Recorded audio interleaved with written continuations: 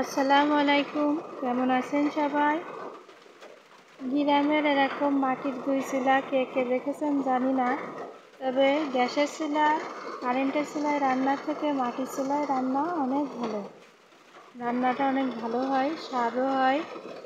আজকে বাড়ির পোষা মুরগির মাংস রান্না করতেছি। যদি আমার এই ভিডিওটি ভালো লেগে থাকে তাহলে লাইক, কমেন্ট, শেয়ার এবং সাবস্ক্রাইব করে পাশে থাকবেন।